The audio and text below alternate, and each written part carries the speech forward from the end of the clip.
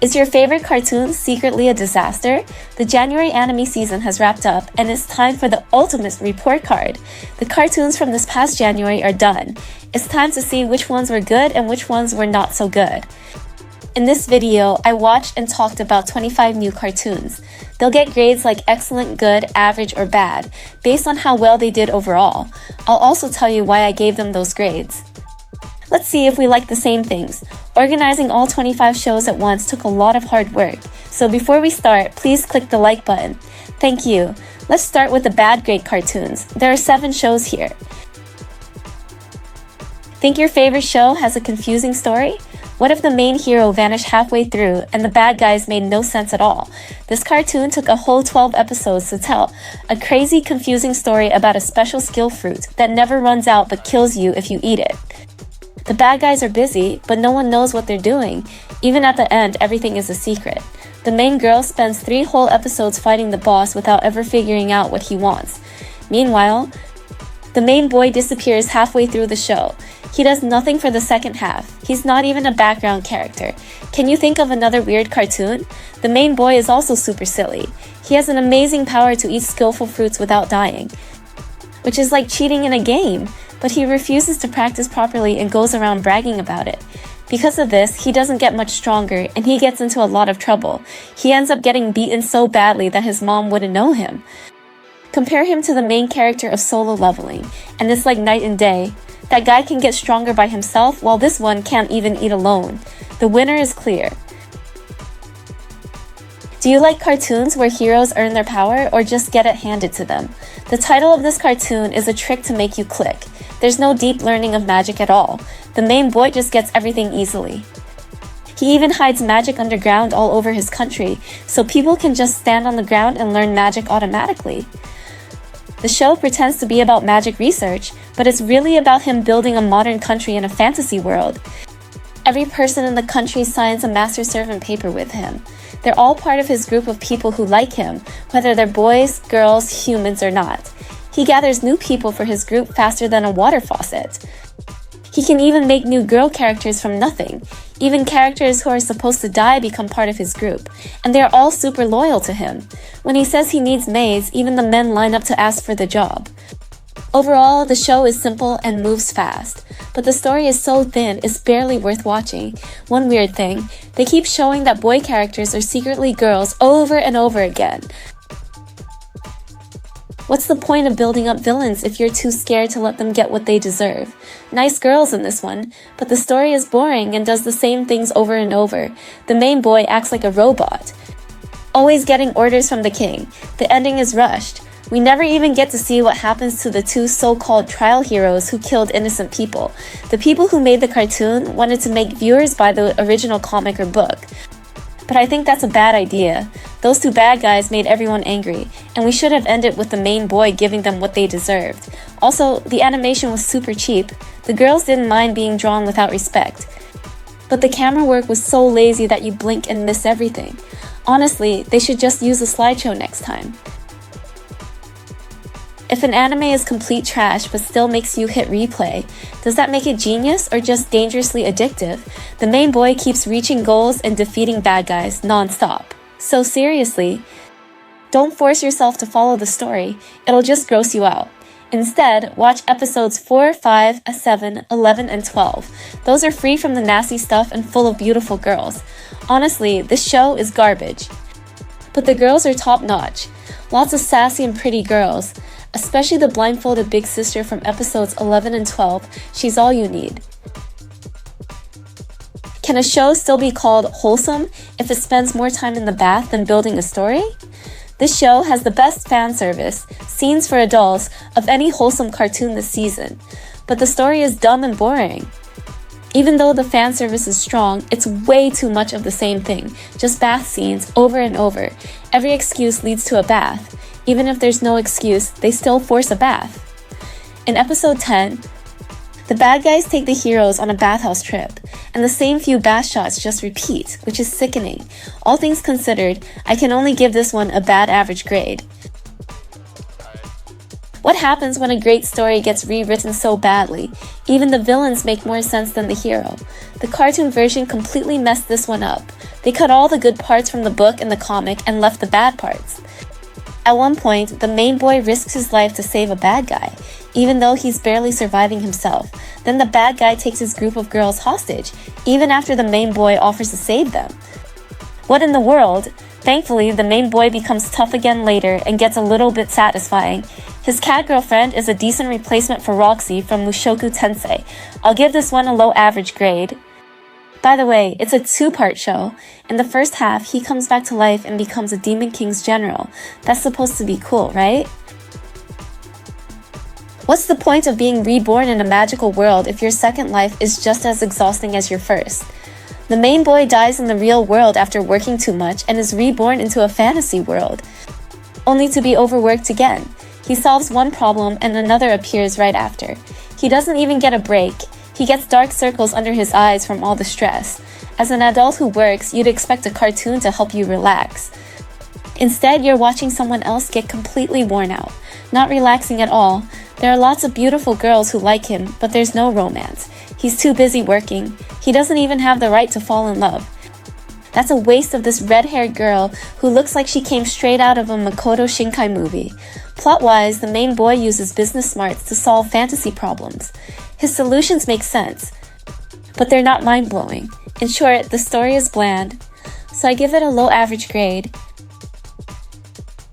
What happens when a love story is full of girls chasing one guy, but the guy has the personality of a scared goldfish? Now moving into the average grade with 7 shows. A pure fan-style show, the main boy is plain and shy, yet he's surrounded by girls like he's a magnet for them.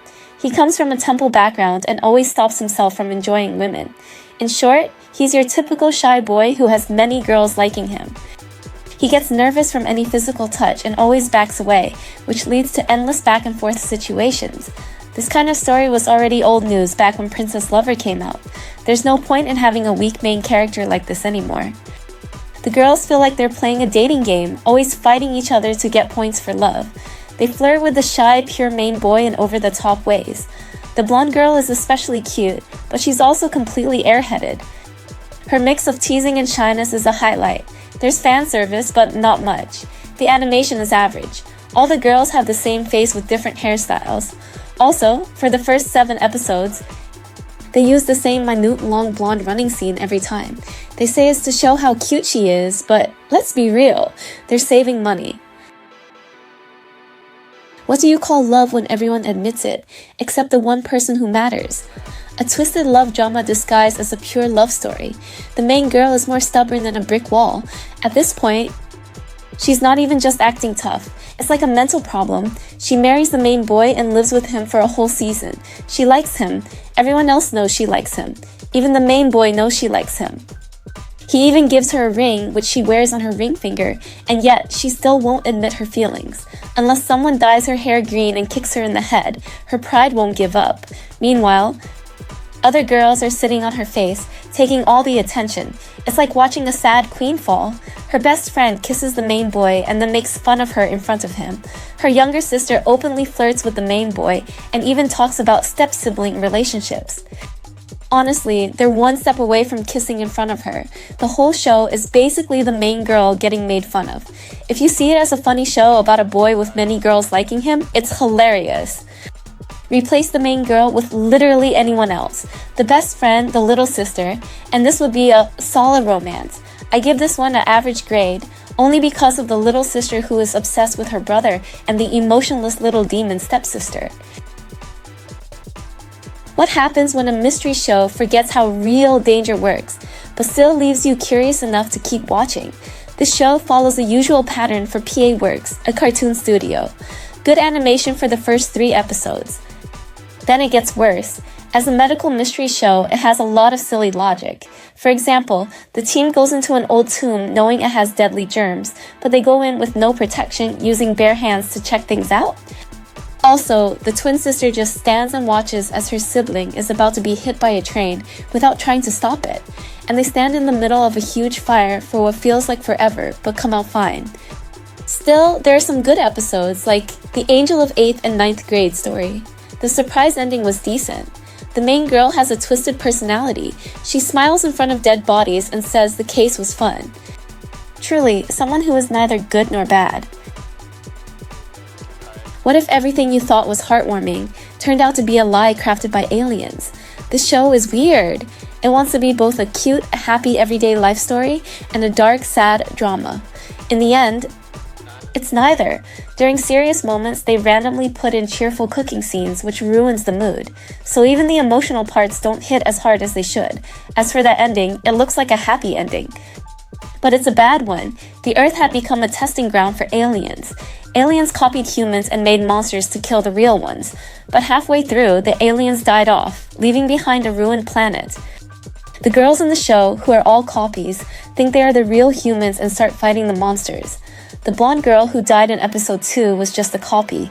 The only true human among them, the short-haired girl, dies bravely at the end.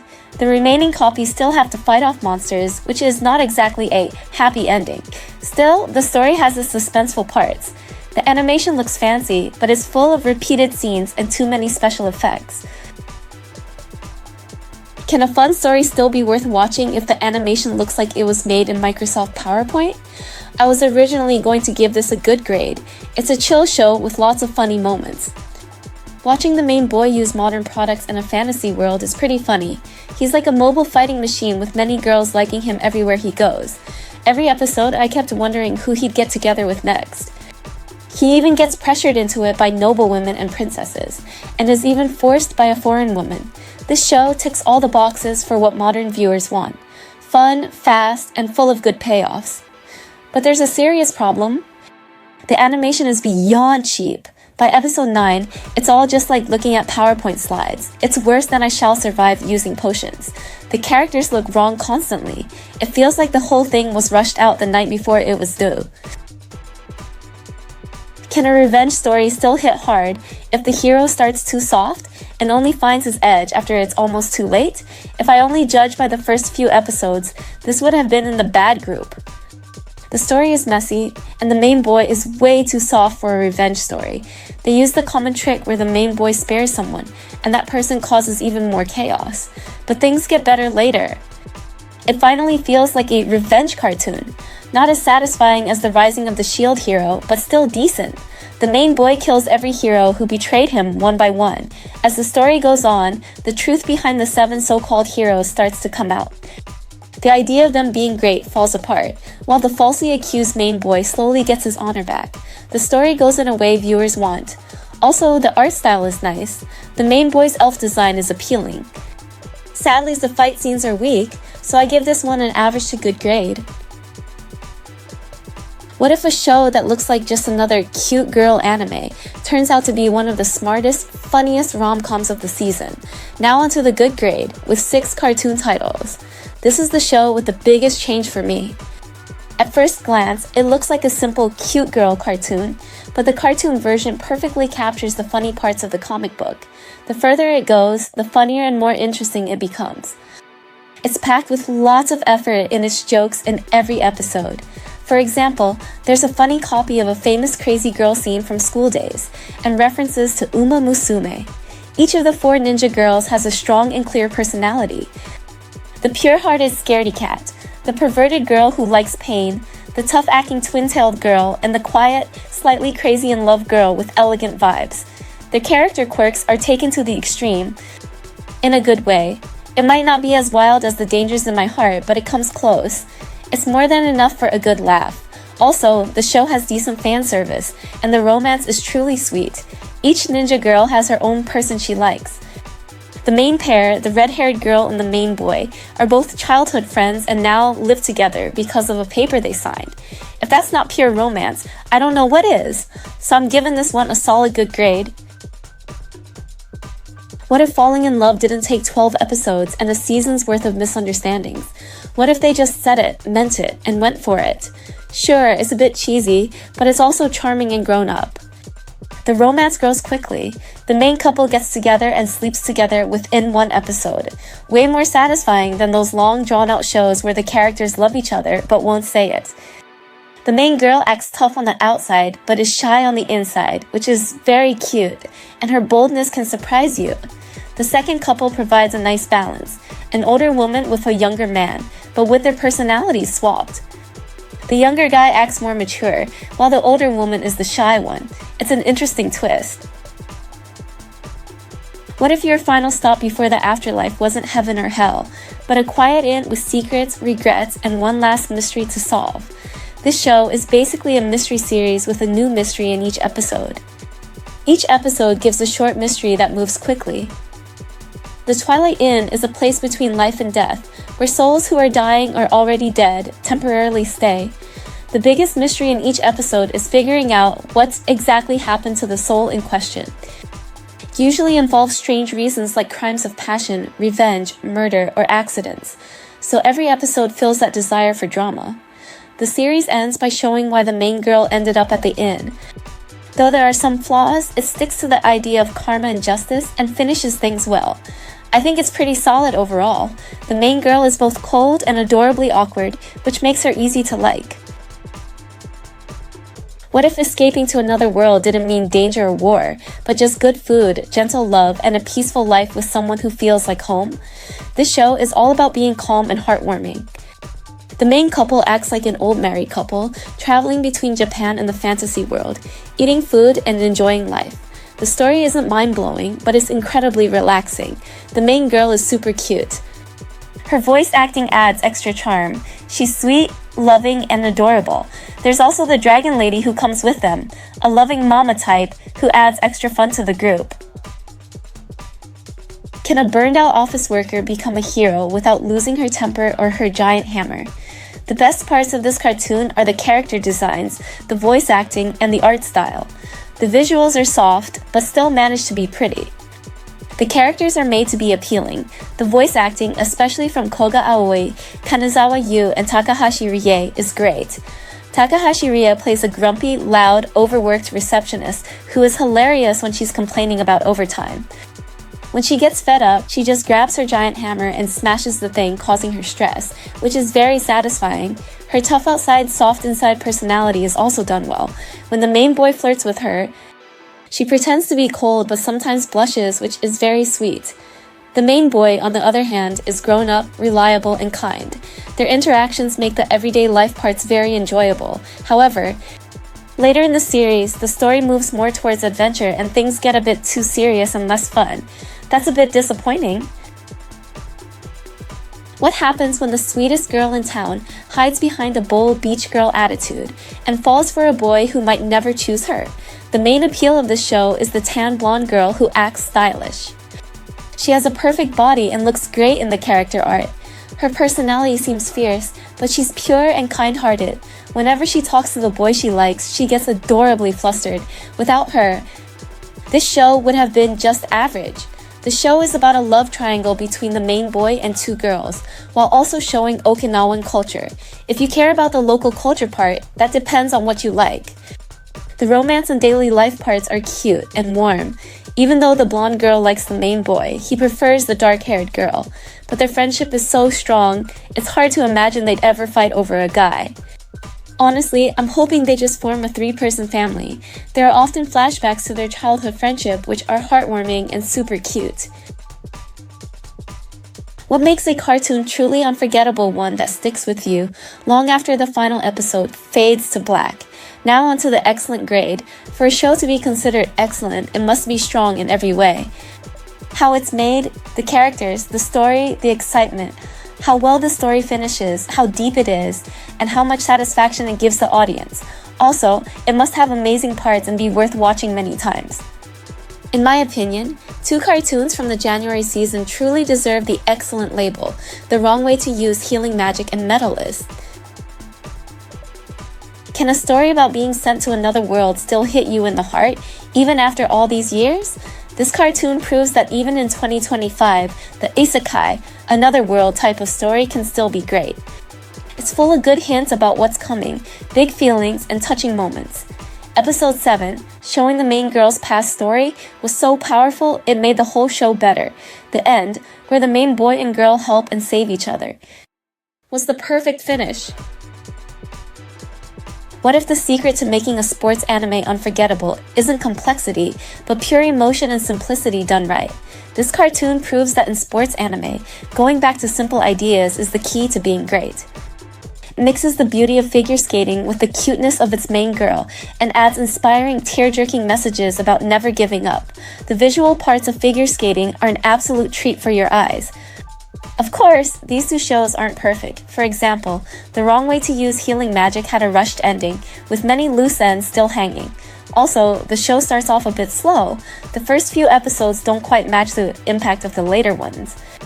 As for Medalist, the production could have been stronger in some places, but overall, it still gives a top-notch experience. Thanks for watching Binge Anime, where your next favorite show is always one click away. Don't forget to like, comment, and subscribe for weekly deep dives, rankings, and breakdowns. Until next time, stay obsessed, stay curious, and keep binging.